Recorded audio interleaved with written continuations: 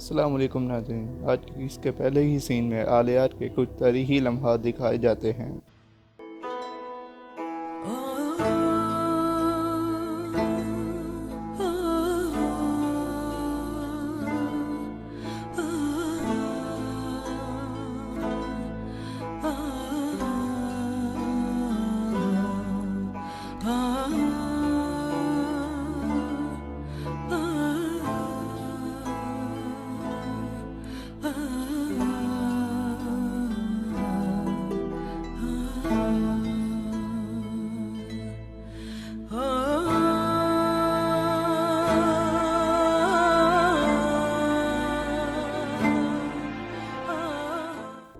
اگلے سین میں شیخ ابن العربی کے بارے میں دکھایا جاتا ہے کہ وہ ایک غار میں بیٹھے ہوتے ہیں اور دعا کر رہے ہوتے ہیں۔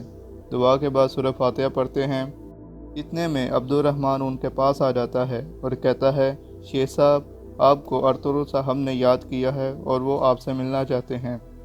شیخ ابن العربی آنسو زدہ آنکھوں سے عبد الرحمن کی طرف دیکھتے ہوئے کہتے ہیں کہ چلو، اپنے شہیدوں کو دفنانے کا وقت آ چکا ہے۔ دوسری طرف کئی قبیلے میں اسلحان آلیار کے پاس ہوتی ہے اور وہ رو رہی ہوتی ہے۔ وہاں تمام سپاہی بھی آئے ہوئے غمگین ہو جاتے ہیں۔ اتنے میں آئمہ حالہ اور حلیمہ بھی وہاں آ جاتی ہیں اور وہ بھی رونے لگ جاتی ہیں۔ اسلحان ارطغرل سے کہتی ہے کہ ارطغرل صاحب، میرے قبیلے کے سپاہی آپ کے ماتحت ہیں، اب میرے بھائی کا جا کر انتقام لیجئے۔ ارطغرل کہتا ہے کہ آپ فکر مت کریں، آلیار میرا بھی بھائی تھا، میں اس کا انتقام لیے بغیر چین کی نیند نہیں سو سکتا۔ اس کے بعد ارطغرل سلطان کے پاس مہمانوں والے خیمے میں چلا جاتا ہے اور بتاتا ہے کہ آلیار صاحب شہید ہو چکے ہیں۔ سلطان کہتے ہیں کہ اللہ ان پر رحم فرمائے اور کہتے ہیں کہ آپ لوگ میری ریاست کے لیے اپنی جان قربان کرنے سے بھی ہچکچاتے نہیں، اور کہتے ہیں کہ وقت آ گیا ہے بدلہ لینے کا آلیار صاحب کی شہادت کا، اب آپ ویسلوس کا سر کاٹیں گے۔ ارطغرل کہتا ہے، ہم اپنی ریاست کے لیے کچھ بھی کر سکتے ہیں۔ سلطان کہتے ہیں، میں جانتا ہوں، آپ نے تمام ترک سرداروں کو متحد کرنے کے لیے کچھ نہیں کیا۔ سلطان کہتے ہیں کہ میں چاہتا ہوں کہ میرے جانے سے پہلے آپ تمام ترک سرداران کو مدعو کریں ایک جرگہ بلانے کے لیے، اور کہتے ہیں کہ اس جرگے میں آپ کو ان زمینوں کا حاکم اعلیٰ بنانا چاہتا ہوں، اور کراچیسر قلعہ فتح کرنے کے بعد یہ زمینوں کا مالک آپ کو بنا دوں گا، کیونکہ میں جانتا ہوں آپ مسلمانوں کے علاوہ غیر مسلموں کے ساتھ بھی انصاف کرتے ہیں۔ ارطغرل کہتا ہے کہ اللہ اس راستے میں قرآن سے ہماری رہنمائی کرے اور ہماری مدد فرمائے۔ سلطان کہتے ہیں کہ اللہ آپ کو اس راستے میں شرم سے محفوظ رکھے۔ ارطغرل کہتا ہے، آمین۔ دوسری طرف قلعے میں رات کا وقت ہو جاتا ہے اور کیتھرین اپنے کمرے میں بیٹھی اپنے رب سے دعا کر رہی ہوتی ہے کہ میں آلیار، اسلحان اور ویسلس اس کتے کو مرتے ہوئے دے سکوں اور اس قلعے پر میری حکومت ہو جائے۔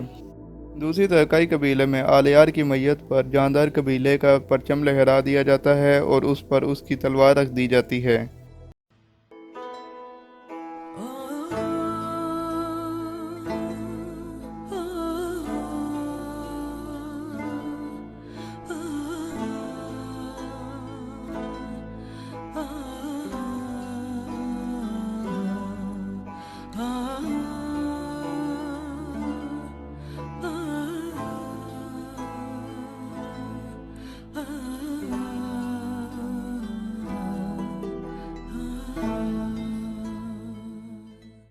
ارطغرل اور سلطان اور اس کے کچھ سپاہی وہاں کھڑے ہوتے ہیں۔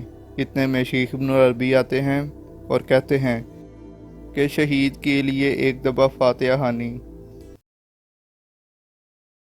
خوانی کرنے کے بعد شیخ ابن العربی کہتے ہیں کہ شہادت ایک بہت اہم رتبہ ہے، اللہ اپنے شہیدوں سے حساب کتاب نہیں کرتا اور انہیں جنت میں اعلیٰ مقام عطا فرماتا ہے۔